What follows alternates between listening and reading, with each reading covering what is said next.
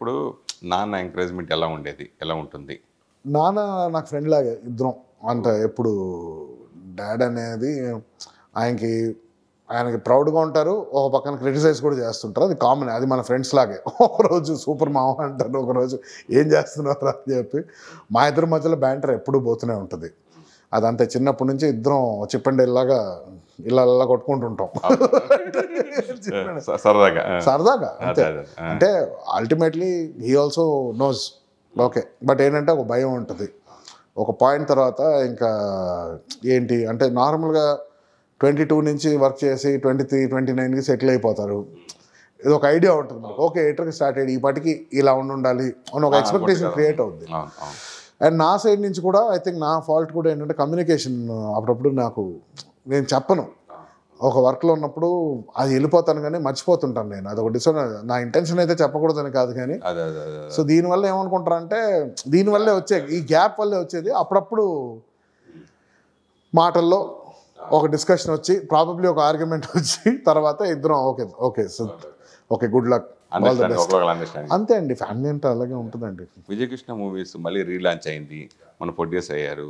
విజయకృష్ణ మూవీస్లో మీతో కంటిన్యూ మీ మూవీస్ ఉండొచ్చా, నిర్మాతగా కానీ హీరోగా కానీ డైరెక్టర్గా కానీ? ఇట్లా possibility is there. Production house home production కాబట్టి మనం చేద్దాం. డాడీ ఎప్పుడైనా నాన్న ఎప్పుడైనా అన్నారా? ఇంకా అంత డిస్కషన్ రాలేదండి. ఇప్పుడు ఏంటంటే ఇంకా స్టూడియో బిల్డింగ్ దీంట్లో ఉన్నారు. ఇప్పుడు స్టూడియోస్ దీన్ని ఎక్స్టెన్షన్స్ చూస్తున్నారు అనమాట. వన్స్ ఇది అయ్యాక అప్పుడు మళ్ళీ ప్రాపర్గా ప్రొడక్షన్లో దిగినప్పుడు ఓటీటీస్ కానీ ఏదైనా చూసుకుంటే మెల్లిగా ఒక ప్లాన్ ఒక స్ట్రక్చర్ వేసి దాంతో వెళ్దాం.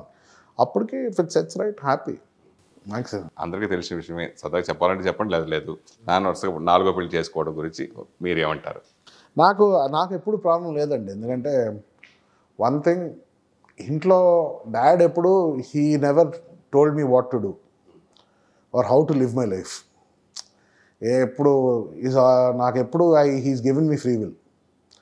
సో నాన్నమ్మ కూడా అంతే, ఏది కరెక్టో నువ్వు చేసుకో, నువ్వు డిసైడ్ చేసుకో నీ లైఫ్. అంటే 19, 20 చదివించే వరకు మన డ్యూటీ చెప్తాం. దాని తర్వాత నువ్వు ఎలా వెళ్తావు అనేది అది ఇంకా నీ హ్యాండ్స్లో ఉంది. So what you do. నాన్నకి చెప్పిన విషయం మా అందరికీ అదే చెప్తారు ఎప్పుడు. అదే తను ఎప్పుడు, ఎందుకంటే తను కూడా తన డెసిషన్స్ తనే తీసుకున్నారు. ఒకళ్ళు ఎవరు గైడ్ చేయాలి, తనకి హెల్ప్ చేశారు వాళ్ళ brothers. They stood as a backup. So ఏంటంటే మంచిగా ఉండి లైఫ్లో జనాలు should support you to go. And నాకు పర్సనల్ టేక్ ఎక్కువ మాట్లాడలేను, ఎందుకంటే whenever this topic comes out, నేను నీకేది వర్కౌట్ అవుద్దు నువ్వు చేసుకో, as long as your happy. I don't, నాకేముంది నా లైఫ్ నేను చూసుకోను. ఇప్పుడు ఆల్మోస్ట్ పెళ్లి చేసుకునే ఏజ్ దాని age. But what is wrong in that? I don't think there's anything wrong. Ultimate goal ఇప్పుడు ఒకడు పీస్ఫుల్గా ఉండాలి లైఫ్లో అనేది. అంటే he's not the only one who's doing that. There's so many people outside who's doing that. దీంట్లో social message అంటే ఏం లేదు. సోషల్ మెసేజ్ ఏంటంటే లైఫ్లో హ్యాపీగా ఉండండిరా, ఎవరిని లెక్క చేయొద్దు, నువ్వు హ్యాపీగా ఉండు. The moment you start giving ప్రపంచాన్ని నువ్వు పవర్ ఇస్తే ప్రపంచం will eat you up. You have to surrender. You have to surrender to your happiness. అంతవరకు పీస్ఫుల్గా ఉంటుంది. As long as 2 people are happy, I don't think anything should matter in the world. అంటే అంతే ఉంటుందండి life. ఒక్కసారే దొరుకుతుంది. Death bed మీద కూర్చొని అరే నేను ఇలా చేసుంటే బాగుంటుంది అని అనుకోకూడదు. ఆ యాటిట్యూడ్ ఒక్కటి నాకు ఆయనలో ఇష్టం. ఇప్పుడు అనిపిస్తే అది సాధించాలి, డజంట్ మ్యాటర్. మొండి నేను చాలా విషయంలో మొండి, కానీ బట్ హీఈస్ వెరీ డిఫరెంట్. కొన్ని వాటిలో ఐ అప్రిషియేట్ హిమ్. ఆయనలాగా నేను ఎందుకు ఉండలేను, నేను ఎందుకు అలా, నేను వైఎంఐ ఒక్కొక్కసారి ఎందుకు హెసిటేట్ అవుతా, ఉంటే బాగుంటుంది కదా.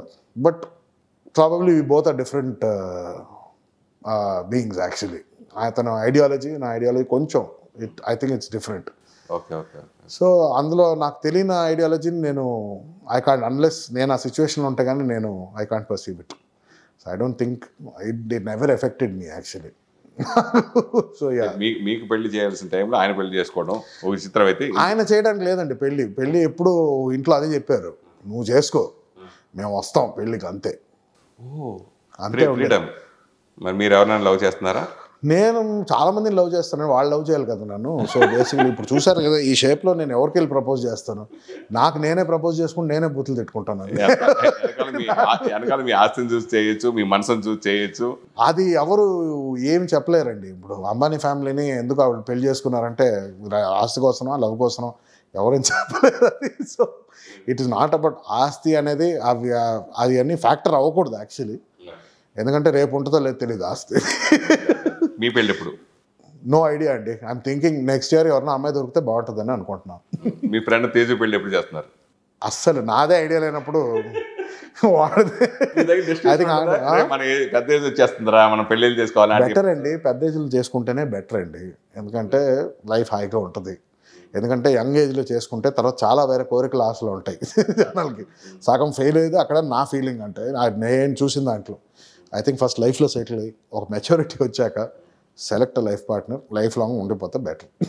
This is my policy. అది 40 అవుతాయండి, 45 అవుతాయి ఇవ్వండి, నో ప్రాబ్లం.